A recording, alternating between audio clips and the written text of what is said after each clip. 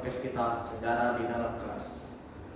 Hari ini kita temanya di dalam kelas seperti yang kalian tahu, kelas ini berserat, tapi jiwa kita tetap semangat untuk membahas dekret presiden pada tanggal 5 Juli tahun 1959. Aku tahu dari kalian tidak banyak mengetahui apa itu dekret presiden. Banyak yang seolah-olah berpikir dekret presiden itu hal yang rumit dan malas untuk dipahami. Tapi tenang, di sini kita akan mengobrol dengan santai dalam konteks sejarah. Di sini kita ditemani oleh teman-teman kita, ada Denisa, Andi, dan Mei yang akan membahas dekret ini. Baiklah, lanjutkan pada Denisa. Hai semua, jujur ya, begitu dengar mau bahas dekret 1959 ini, aku langsung teringat masa-masa kita diskusi di kelas dulu. Suasananya itu kayak panas sekali lah dia bilang. Soalnya topik ini bukan sekedar peristiwa politik, tapi momen yang mengubah seluruh arah pemerintahan. Tapi jangan takut, kita bahas dengan style mahasiswa Medan yang santai tapi tetap tajam. Yang kupikir lucu itu kadang kalau kita dengar istilah dekret, kita langsung kayak trauma gitu karena mirip-mirip soal yang dikasih dosen, seperti jelaskan latar belakang dekret Presiden 1959, dan kita pun langsung mencari lembaran fotokopi catatan lama. Tapi di balik semua kisah dekret ini sebenarnya seru kali ya. Ada konflik politik, ada dialog, ada drama antar elit negara, lengkap lah macam sinetron. Makanya aku suka gue kalau kita bahas ini dalam suasana kelas macam gini. Kalau podcast kita ini beda gitu, bukan tentang menggurui ya, tapi tentang memahami sejarah dari sudut pandang kawan-kawan kita. Oke, lanjutkan dulu. Iya, makasih. Dia agak spontan juga lucu ya mengenai pembahasan ini. Ya, sebenarnya kalau pembahasan ini cukup ya, ada senangnya, ada juga bagian tegangnya juga, dimana dekret presiden ini kan cukup berbahaya tuh, yang dimana kadang orang itu mendefinisikan pembahasan tentang ini sebagai kaku, dimana kaku ini kita tidak bisa berpendapat bebas gitu, dimana kita mengkritik pemerintahan. Nah, pemerintahan di masa 1950 itu kan pada masa Soekarno. Ini kan kalau kita bahas dekret presiden itu kan seringkali kan begitu kalau bahasnya formal kayak waktu saya masih jujur kan, aku itu kalau masalah sejarah dekret presiden itu seringkali media waktu SMA. Karena menurut itu topik itu agak membosankan gitu atau apa gitu, susah gitu kan. Iya, tapi kan setelah kuliah ini baru sadari penting kali ternyata dekret presiden tahun 1959 itu kok dipelajari. Karena kenapa kita harus mempelajari itu? Biar tahu kita kayak mana. Kenapa sih situasi politik pada tahun itu selalu berubah-ubah? Bayangkan, kita dulu sistemnya kan parlementer, tiba-tiba berubah menjadi undang-undang dasar gitu kan. Terus yang awalnya itu apa? Terus ini lagi, kekuasaan presiden itu makin kuat dia, tapi DPR makin nggak bersuara, kayak bungkam gitu. Padahal kan kalau kita lihat di zaman sekarang gitu kan, kalau DPR itu kan selalu bersuara ya kan, apa gitu kan. Nah, tapi kan itulah kenapa kita harus mempelajari dekret presiden ini, biar tahu juga kan kita gimana latar belakangnya, gimana di balik layarnya, apa gitu, ada konflik ideologi di dalamnya gitu. Terus apa relevansinya gitu sama kehidupan kita masa sekarang. Mungkin itu sih dariku. Baiklah, itu penjelasan dari teman-teman kita mengenai dekret presiden pada tanggal 5 Juli tahun 1959.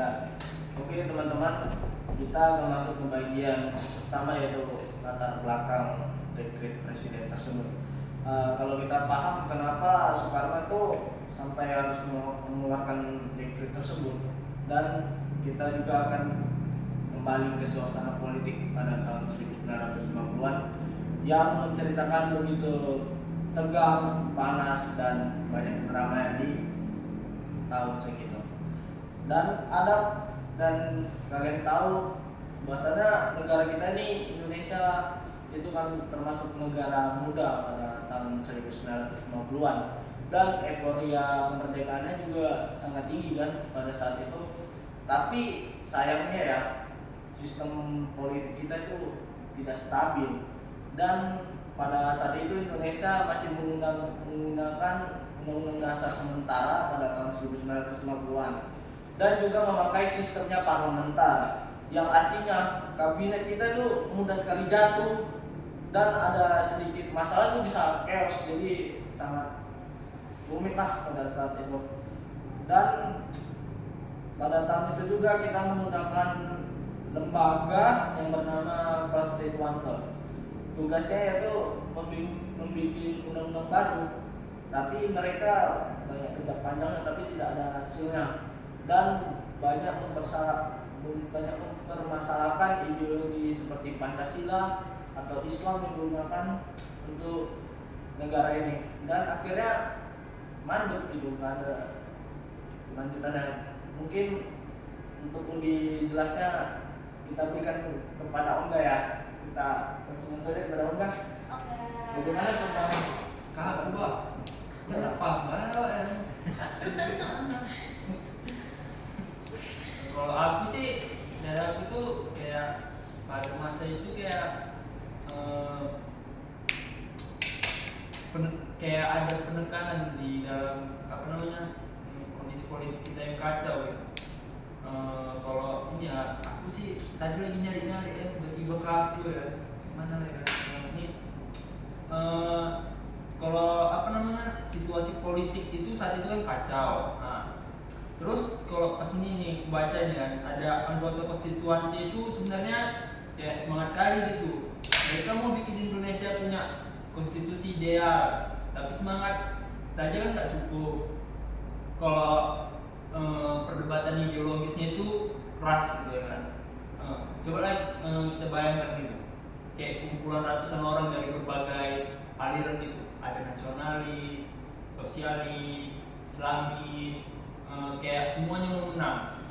Kayak sama lah kalau kita kayak mau ngadakan tema event gitu kan, semua masih pendapat, semua mau menang, tapi nggak selesai gitu ya kan. Ada terus konstituante itu kayak mereka itu rapatnya dari misalnya kalau lihat nih dari tahun 56 sampai tahun 1959, kayak memanas berputar persoalan dasar negara, tapi nggak pernah voting mencapai 2/3 suara. Jadi sidangnya kayak ribet gitulah.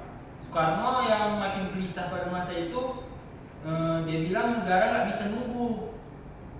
Di luar sana kan ada PRI, Semesta, DITI, kayak banyak gerakan separatis gitu. Kayak bayangkanlah negara di tengah konflik, tapi lembaga pembuat UUD malah buntu.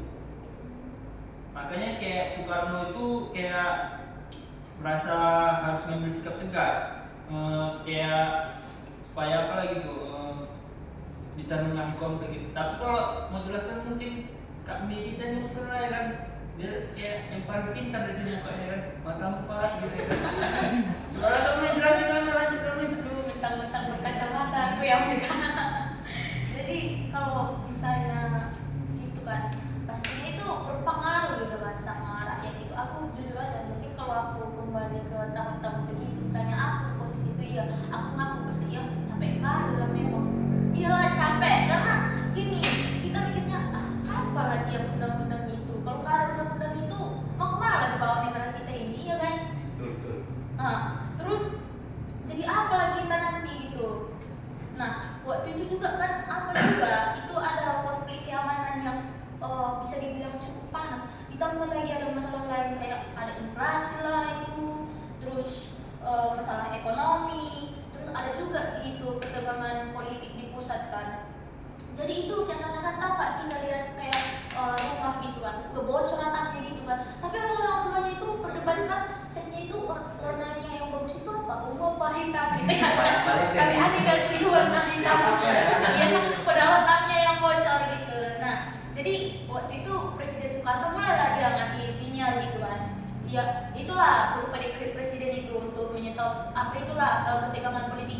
maksudnya kan. hitam gitu.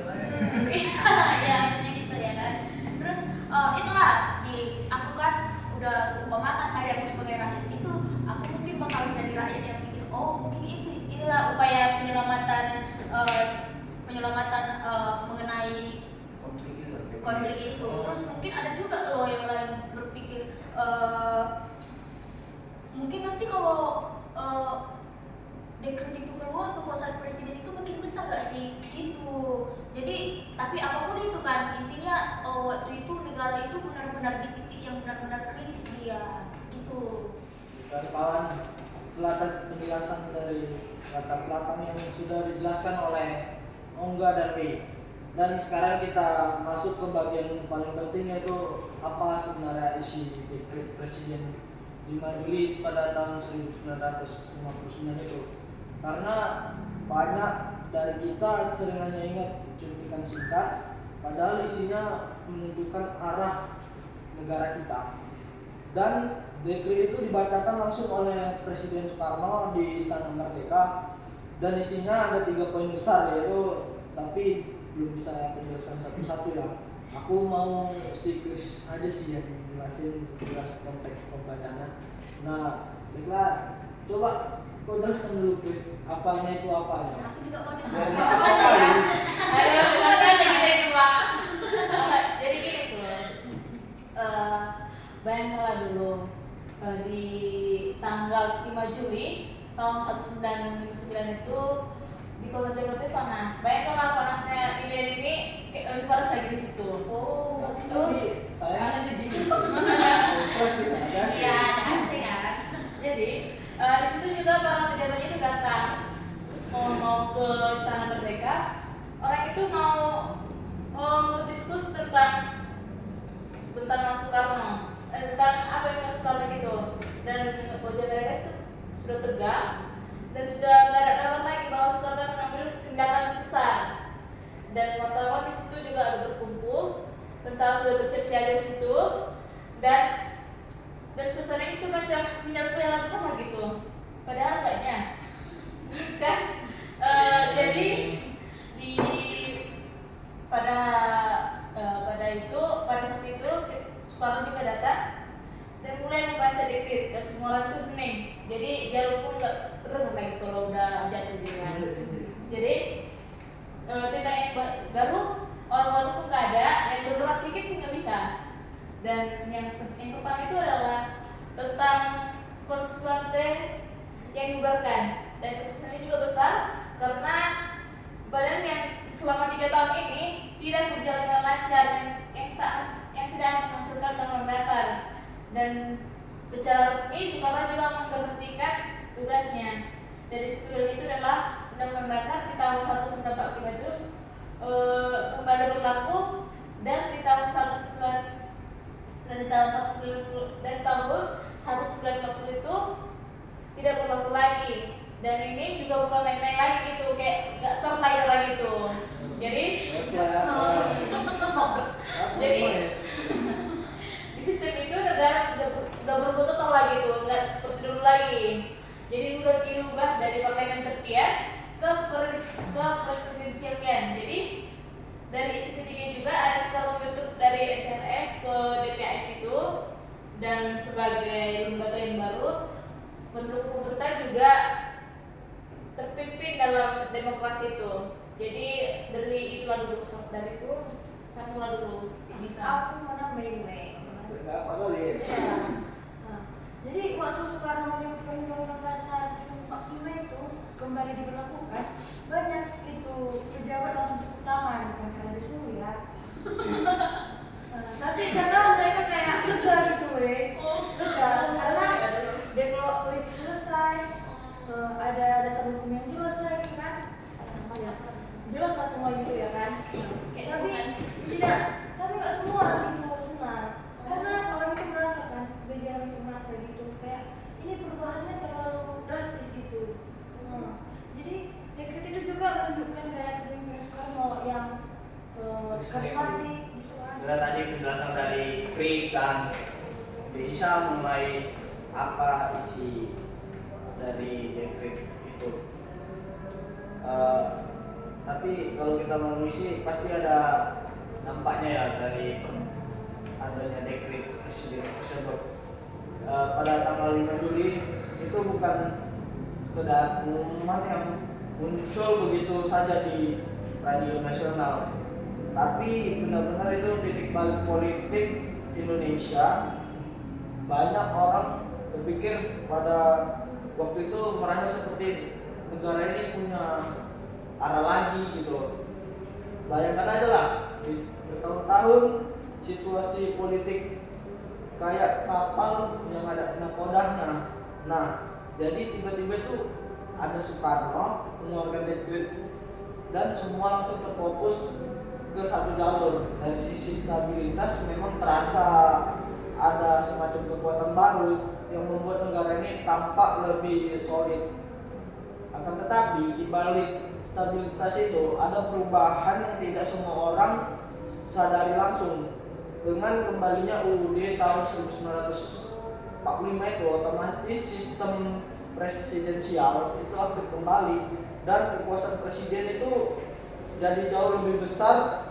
Banyak kebijakan negara itu dimulai dari pusat gitu. Kalau istilah sekarang itu pusat main pusat, atau secara akademisnya dia kita sebut itu sebagai pergeseran dari demokrasi yang liberal menjadi demokrasi yang terpimpin. Dan perubahan sistem ini membawa dampak panjang pada tahun 1900, dari tahun ini sampai tahun terbuatnya ini sampai tahun 1965-an.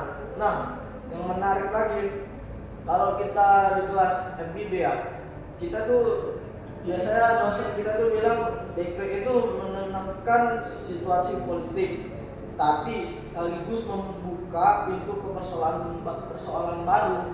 Berarti sekaligus membuka pintu, tapi kayak obat gitu, yang nyembuhin sakit kepala, tapi efek sampingnya bikin ngantuk berat gitu.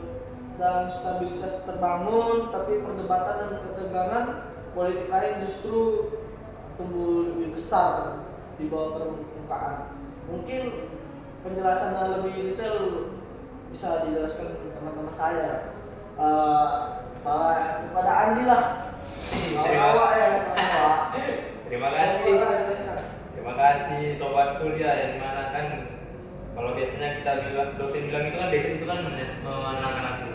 Kalau kita sebagai pandangan sejarah itu kan kayak salah satu dampak yang menonjol dari dekret itu kan menguatkan hubungan antara pihak Presiden masa Soeharto dengan dan pertahanan Indonesia pada saat itu, di mana TNI yang melihat Soekarno yang sebagai figur yang biasa saja yang bisa mempersatukan bangsa di tengah pemberontakan ini. Nah, kalau PRRI dan semesta yang akibatnya peran militer ini tidak nampak sebagai politiknya, yang bukan tidak nampak gitu, menjadi politik menjadi besar. Nah, politik di masa itu kita bisa bilang dekret ini dapat mempercepat proses munculnya difungsi atau kita sebut sebagai ABRI di era berikutnya. Nah, selain itu dekret ini juga berdampak pada pembentukan lembaga-lembaga seperti MPRS dan DPAS.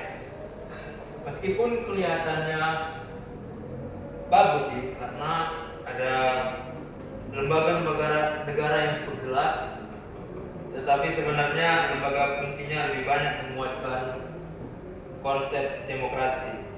Dan kalau dilihat dari kultur politiknya, masyarakat juga punya kebiasaan yang dimaksud itu tentang menunggu arahan dari atas. Kan kita sebagai masyarakat itu lebih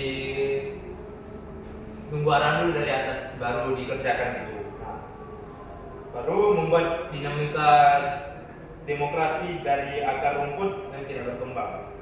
Ada itu ternyata kan dampak lain itu yang seringkali itu kurang dibahas gitu. Bukan banjir, itu belakangan nanti diomongin itu. Jadi gini, kan itu pada masa itu kan ada partai politik ya dekret presiden itu meriset hubungan antara partai politik itu. Dia kan pertama itu awal-awalnya partai politik itu punya peran besar dia di dalam pemerintahan karena masa itu kan masih parlementer gitu kan. Terus ketika dekret presiden itu dikeluarkan tiba-tiba berubah kali loh dia itu perannya. Kayak tahu gak sih kalian seleksi alam gitu kan, kalau misalnya ada partai gini kan, satu partai itu kalau makin dekat dia sama presiden itu makin besar pengaruhnya gitu. Tapi kalau yang jauh kebalikannya, tahu lah kalian kayak mana kebalikannya kan, macam gak dianggap gitu. Jadi ada keuangan lah ya. Iya. Terus ada juga itu pengaruh apa, dampak sosial budayanya itu tentunya ke masyarakat ya. Gimana kayak masyarakat itu merasa negara itu semakin tegas dia, semakin tegas gitu. Terus kayak masyarakat itu jadi agak-agak berkurang lah posisinya itu untuk berpartisipasi dalam urusan politik.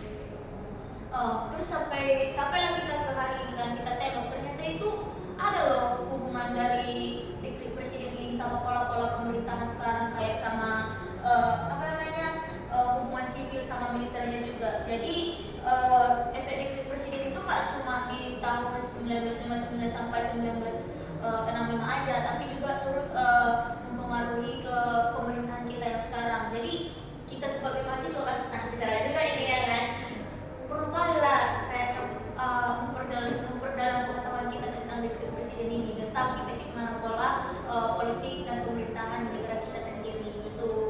Oleh Andi dan Mi tadi adalah dampak yang paling berpengaruh akibat adanya dekret presiden itu. Dan selanjutnya kita masuk ke pembahasan, yaitu perdebatan pro dan kontra yang terjadi akibat adanya dekret presiden tersebut. Karena dari dulu sampai sekarang interpretasi tentang dekret itu gak pernah seragam. Pihak yang pro umumnya bilang bahwa dekret itu jalan penyelamatan negara ini. Mereka berargumen bahwa kalau konstituante dibiarkan terus, negara bisa hancur karena tidak ada kepastian hukum.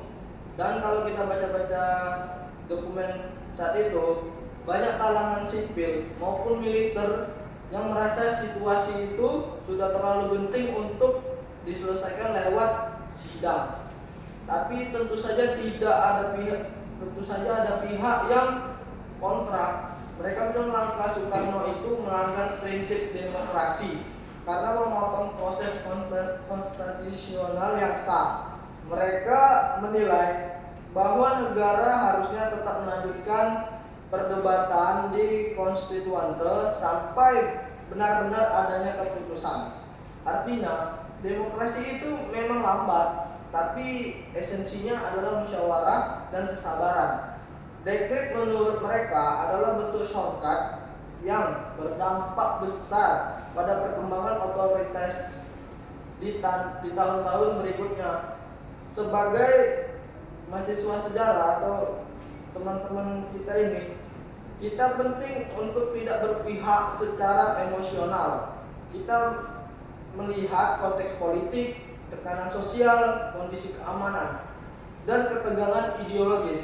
Baru kemudian kita bisa menilai apakah dekret itu solusi terbaik atau salah satu contoh bagaimana demokrasi itu bisa tergelincir ketika negara berada di dalam tekanan besar.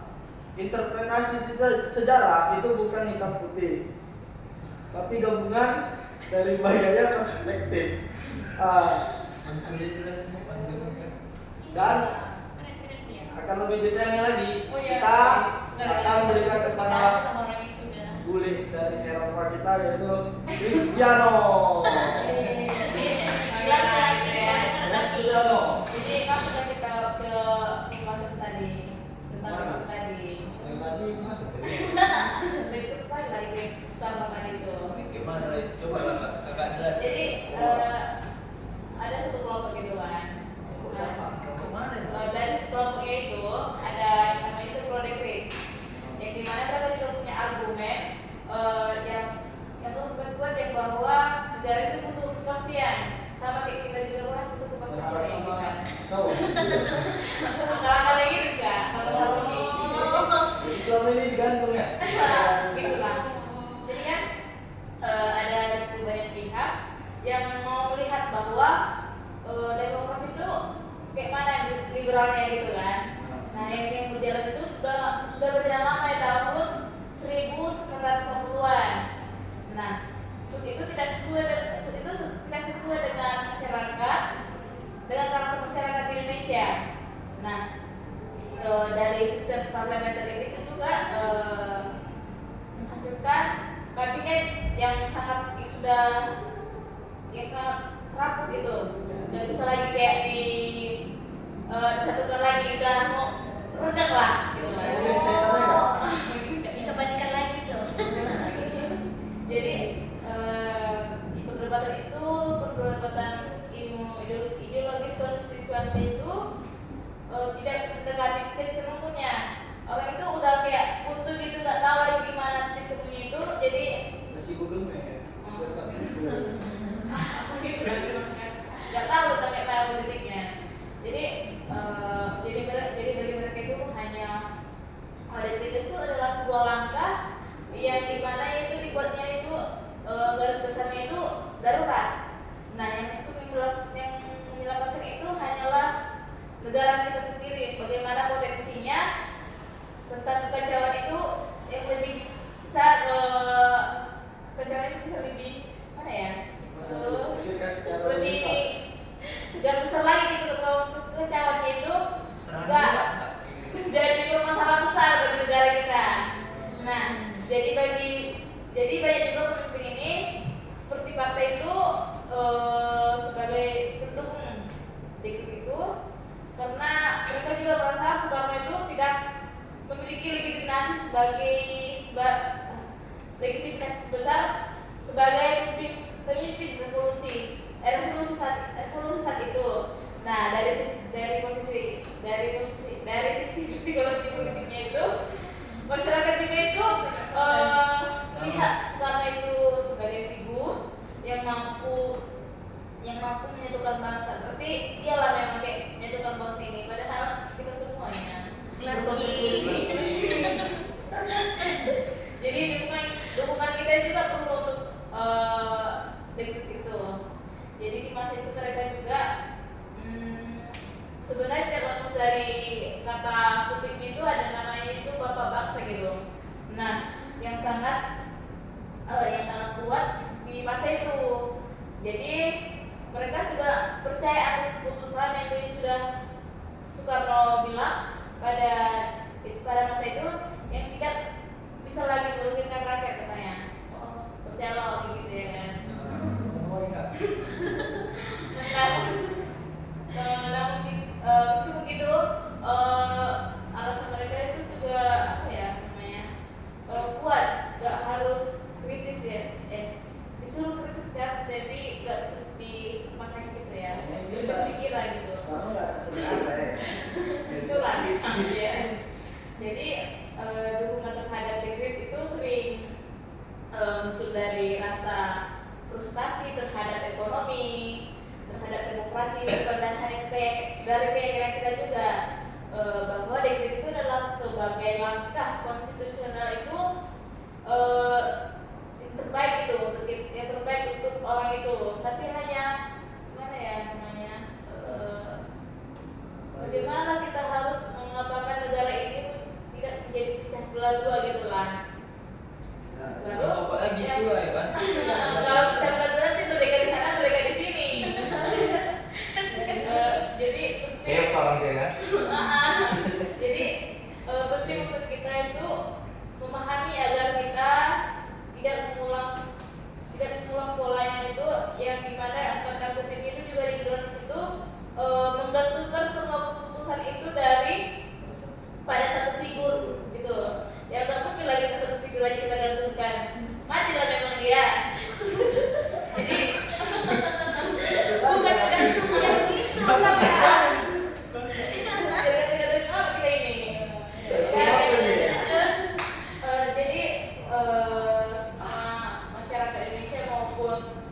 Jadi semua itu kan ibarat kita semua manusia itu hanya manusia biasa deh, kita hanya pejabat-pejabat aja gitu. Super. Ya, di mata Tuhan itu kita cuma manusia biasa aja nih. Pejabat.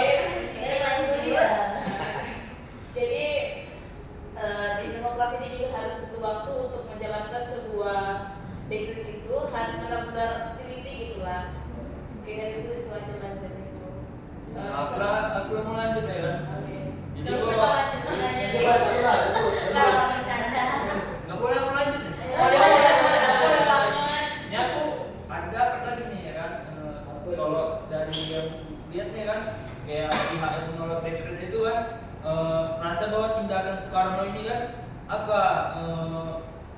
akan melemahkan demokrasi prosedural di Indonesia pasti kan. Oke. Oh ini pihak kontra ya. Ini dari segi pihak kontra berarti ini ya. Siapa ini? Ini pro tadi Kristianio pro yang itu kontranya pasti. Betul mas. Lanjut lanjut. Terus ya kan, kalau apa namanya demokrasi terpimpin ini kan kemudian dianggap terlalu memusatkan kekuasaan. Jadi adanya rasa kekhawatiran terhadap langkah ini, yang mana akan membuat presiden kita itu Soekarno berada di atas hukum. Dalam kiraan aku ya, kurasa itu mungkin ya kelompok kontra ini mungkin berasal dari kalangan yang ingin mempertahankan parlamentarisme kita. Terus ya kan, kayak ada juga nih yang aku buat kayak poin pentingnya gitu ya kan, soal demokrasi kita ini. Demokrasi kita ini nggak hanya soal stabilitas, tetapi juga soal prosedur yang harus kita hormati gitu. Jadi mereka apa namanya, kalau pihak yang kontra itu berpendapat bahwa konstitusinya kita ini harusnya tetap dibiarkan bekerja meskipun lambat gitu, lambat asal selamat gitu. Kayak ini kan, gimana? Offset kayak tadi. Karena kan keabsahan dari konstitusi berasal dari prosesnya juga gitu kan, bukan dari keputusan unilateral gitu kan. Jadi argumen yang kuat juga sering juga jadi bahan diskusi menarik gitu Kak Mei. Di kalangan kita lah mungkin ya kan. Jadi kalau dari kuliah lah ya kan, dari kubu-kubu ini lah ya kan, satu kubuan ya kan. Jadi bisa juga nih sadar bahwa dekret itu bukan keputusan sederhana gitu. Jadi kalau misalnya kita punya dokumen besar, tapi ada yang kritik gitu, kritik yang tajam gitu. Nah, ini juga yang membuat keputusan relevan sampai sekarang ini jadi apa namanya, kayak kita harus mengambil keputusan ketika berada dalam tekanan politik yang ideologis gitu. Jadi kayak ini jadi pelajaran penting lah gitu, terutama buat generasi sandwich ini. Sandwich. Sandwich Banget ini. Ya, jadi pelajaran penting buat generasi yang menjadi akademis, birokrat atau pemimpin-pemimpin di masa depan. Jadi kita lah kan. Kita lah kita. Sama Bang Andi yang mau jadi presiden. Aku mau jadi pemimpin masa depan soalnya. Bisa, Ramadan nggak bisa. Gak bisa. Sama harus Jawa. Jawa. Jawa adalah aku. Bang Surya berarti.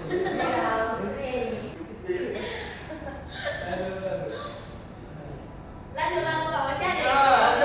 Ada lagi yang mau bilang apa lagi? Seperti itulah pro dan kontranya ya teman-teman. Di sini kita akan membahas relevansinya saat ini. Kalau mau bicara relevansi, pertanyaannya adalah apa yang bisa dipelajari kita sekarang dari dekret tahun 1959? Sebenarnya banyak. Pertama, kita belajar bahwa krisis politik bisa mempengaruhi struktur negara secara permanen.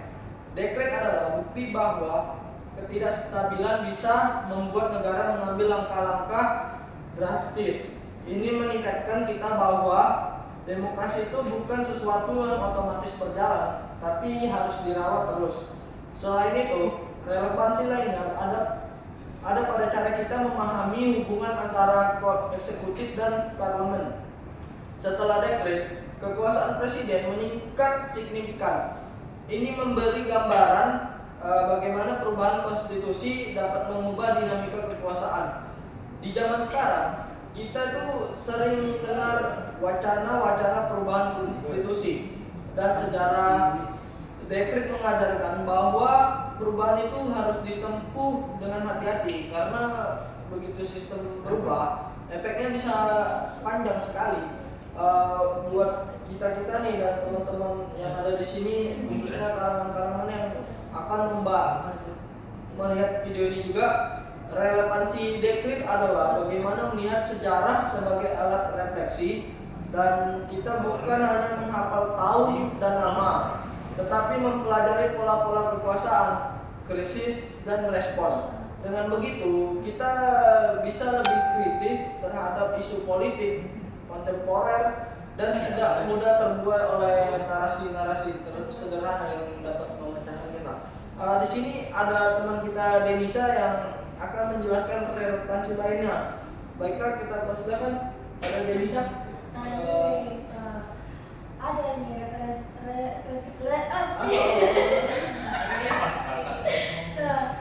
iya, sorry.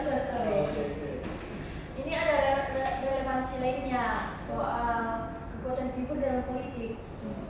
Nah, dekret ini menunjukkan kalau masyarakat Indonesia itu cenderung ngasih kepercayaan besar sama para pemimpin waktu keadaan krisis, kan? Nah, di satu sisi ya kan, itu menunjukkan kalau kekuatan budaya paternalistik itu dalam politik Indonesia, tapi di sisi lain ini cukup berbahaya dan banyak.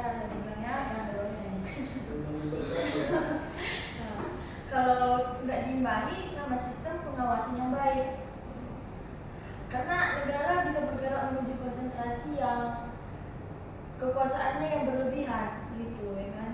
Nah, jadi kita generasi muda kayak kita yang sekarang ini kan, itu ada pelajaran penting buat kita. Kita itu harus kritis dalam melihat tokoh politik, nggak hanya terbuka sama karisma atau narasi-narasi sejarah gitu ya kan.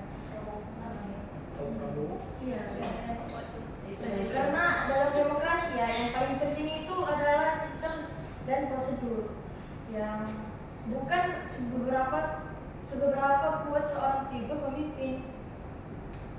Nah, ini bukan soal membenci tokoh tertentu, tapi tapi ini membangun pemahaman bahwa negara yang sehat nggak boleh bergantung sama satu orang. Memang bergantung ini nggak bagus, ya kan? Iya benar.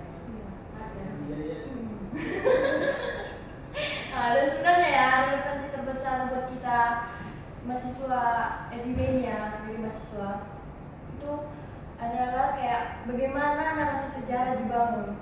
Dekret ini sering diceritakan sebagai tindakan penyelamatan negara. Nah, tapi kalau kita gali lebih dalam ya, ada banyak kepentingan gitu, dilema atau resiko di dalamnya. Nah, dengan belajar sejarah secara kritis ya,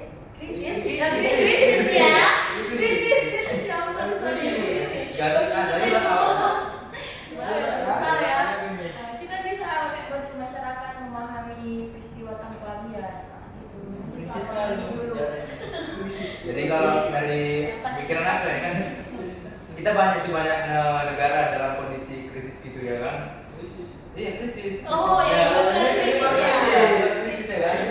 Nah, memilih melakukan tindakan. Nah, tindakan tersebut jarang gitu tindakan yang selalu diawasi, di mana dan dibatasi. Nah, dekret, iya itulah makanya koruptor sekarang. Aduh. Masalah itu ya kan. Kita bahas 59 bukan bahas tahun sekarang ya kan, sekarang berubah. Nah, dari tahun 59 itu menjadi contoh lah kita sebagai bagaimana tindakan darurat itu harus bagaimana darurat yang awalnya merupakan untuk stabilitas yang bisa berkembang menjadi model. Nah, model pemerintahan yang memutus kekuasaan. Nah, kita ini sebagai mahasiswa penting nih belajar sejarah biar tidak terulang kembali lagi di tahun 59 untuk Sejarah. kita sejarah di sini. sejarah. Ini Hah? podcast sejarah dan Teknik, aduh, kalau teknik itu kan kita lagi sini aturannya, kalkulus, angka-angka. Sejarah kan kita kan angkanya cuma tahun sebelumnya, tahun-tahun sekarang. Nah, Itu pun udah lancar ya kan? iya. Lanjut bang. Nah, kalau yang itu terakhir itu ya kan, relevansi terbesar bagi kita itu bahwa sejarah itu harus dipahami lah, dipahami dalam arti kita tidak boleh yang membaca yang secara itu gitu. Nah, baru pikir ini ya, dan jangan kita terima langsung begitu saja, harus cari-cari dulu sumbernya. Nah, dikritis, bukan sumber fotokopi, Itu Taiso. ada kedoktrinan. Jadi dikit ini mengingatkan kita untuk belajar lagi bagaimana kondisi pemerintahan di saat itu, ya supaya memperkuat lembaga lah, memperkuat dan tidak mudah jalan pintas dalam masuk ranah politik ini. Nah, itu makanya sebab itu peristiwa ini harus dibahas sampai sekarang gitu. Dan Sudah penting. artinya perlulah belajar dekret di tahun 59 Jadi kesimpulannya bang, menurut abang itu kayak penting lagi ingat masa lalu. Iya, ini masa lalu tapi kita Belajar iya, Iya, dan cinta jasnya juga. dapet, Tidak jasnya sebenarnya kita. dapet. Jangan sesekali melupakan sejarah. Keren. Salam literasi. Dalam literasi. Ini kayak begini itulah. Kalau dari saya sampai di penghujung diskusi kita ya. Jangan apa sih lu kita nongkrong di sini ya. Ngomong dulu kan kalian. Aku. Dan jujur kali kak. Diskusi kita tentang dekret presiden 5 Juli tahun 1959. Dari awal tadi kita sudah membahas latar belakang, isi dekret, dampaknya, perbedaan pro dan kontra, sampai relevansi politiknya sampai sekarang. Semoga pembahasan ini tidak hanya membuat kalian lebih paham sejarah, tapi juga membuka sudut pandang baru tentang bagaimana negara ini pernah menghadapi krisis besar dan mengambil keputusan drastis. Aku tahu atau saya tahu materi ini kalau di kelas sering kali bikin ngantuk sih. Apalagi anak sekolah kan belajar sejarah pada ngantuk kan. Apalagi juga kalau dibacakan secara langsung dari buku tebal. Tapi lewat format obrolan santai kita ini mungkin lebih menarik dan dapat menambah wawasan kalian juga. Sejarah itu bukan sekedar hafalan tahun dan nama tokoh, tapi cerita tentang pilihan-pilihan sulit yang diambil manusia pada masa lalu. Semoga setelah dengar obrolan kami ini, kalian bisa melihat sejarah dengan cara yang lebih hidup dan kritis. Dan tentu saja terima kasih buat teman-teman yang hadir di sini sudah meramaikan suasana kelas yang berserakan ini yang penuh kursi yang tidak tertata rapi. Kita bukan hanya belajar sejarah bersama, tapi juga latihan berpikir kritis dan bercerita dengan cara yang lebih dekat dengan kehidupan mahasiswa. Dan saya berikan kepada saudara Mi yang ingin memberikan inspirasi. Aku pribadi merasa diskusi atau obrolan kita hari ini cukup menarik sih, karena dimana kita juga cuma membahas soal dekret presiden aja, tetapi juga bagaimana peristiwa itu mempengaruhi hubungan antara negara dengan masyarakat gitu. Terus kadang-kadang itu kita nggak sadar gitu kalau keputusan besar yang diambil seperti dekret presiden itu mempengaruhi atau memberi dampak jangka panjang gitu sama kehidupan kita di masa kini. Itulah kenapa belajar sejarah itu penting bagi kita, khususnya kita inilah yang generasi muda. Jadi ini sambil promosi dikit ya, jadi jangan malu masuk sejarah ya kan enggak. Dan yang paling kusukai dari obrolan hari ini itu bagaimana kita menempatkan peristiwa itu di tengah-tengah kehidupan kita sebagai mahasiswa. Karena jujur aja sejarah itu kalau nggak relevan gitu kan untuk sekarang itu jadi agak-agak kaku dan membosankan dia. Jadi kalau relevan gitu kan jadi menarik dia pembahasannya gitu. Kalau sejarah itu cuma dibacakan kayak dokumen mati ya pastinya bosan lah ya kan. Tapi kalau dihubungkan dengan kehidupan masa kini misalnya demokrasi, kepemimpinan atau krisis itu pasti menarik gitu. Jadi setelah bahasan ini atau diskusi dibilang apa ya, obrolan kita hari ini, aku harap kita juga ya, kalian atau kita juga gitu kan, siapa tahu ada anak-anak kos yang sedang scroll media sosial gitu kan, sambil nahan lapar pula itu. Terus atau kalian yang lagi makan mie ayam di depan kampus atau di bakso Pak di Lembangan gitu kan. Jadi aku mengajak kalian semua untuk memahami bahwa sejarah itu adalah salah satu jalan buat kita memahami bagaimana itu diri kita sebagai sebuah bangsa. Mungkin itu aja dariku. Jadi jangan malas belajar sejarah. Ingat itu. Oke. Jangan malas mengingat sejarah. Oke, aku juga sini mau bilang terima kasih untuk kita hari ini bisa melakukan podcast kita yang tidak sempurna ini juga memang nggak ada yang sempurna ini. Ada. Katanya tugas itu selesai. Jadi dari tadi kita membahas tentang dekret dan aku juga yakin pada pelajaran juga kita mendapatkan sesuatu lagi kita pelajari tadi. Yang mungkin nggak ada ya kan. Kalau nggak ada tapi soalnya kita. Iya. Terus juga kan hal yang penting seperti itu adalah memahami bahwa peristiwa di masa itu peristiwa besar seperti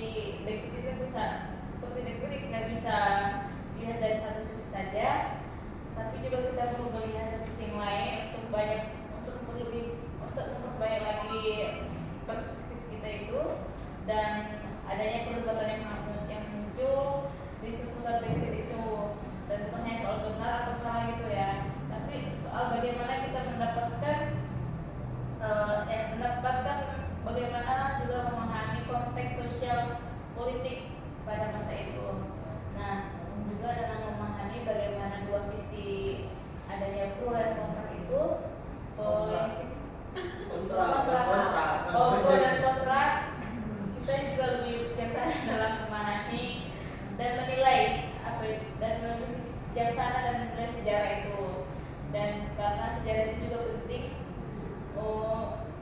untuk mencari siapa yang paling benar gitu, bukan untuk memahami bagaimana manusia mengambil keputusan dalam situasi ekstrem ini, bukan ekstrem yang sedang bencana gitu ya, bencana yang sedang terjadi sekarang. Jadi akhir kata, semoga podcast kami ini bisa Inspirasi kita semua. Gak usah langsung dari sini, nanti orang Kenapa bisa suka? mau. Jadi katanya berat katanya. Jadi inspirasi untuk kita semua, mulai dari belajar, berdiskusi, memahami dan mengkritisi semua lah apa yang terjadi di tentang dunia pendidikan ini, di dunia perekonomian ini, semua lain memang hanya ini memang. Tapi kita juga perlu memahami lah. Jadi karena itulah dari inti dari pelajaran kami atau pembahasan kami tadi. Terima kasih yang sudah menonton atau yang sudah mendengarkan podcast kami ini. Sampai jumpa di lain waktu. Kalau ada ya. Bye. Bye semua. Oke, ada satu lagi. Oke, dari hasil obrolan kami mungkin sebelumnya dari seperti yang Christian berikan tadi, untuk hal kedepannya lebih bijaklah dalam memahami sesuatu dan mencarilah sumber-sumber yang paling akurat untuk memahami salah satu konteks. Jadi topik wanita.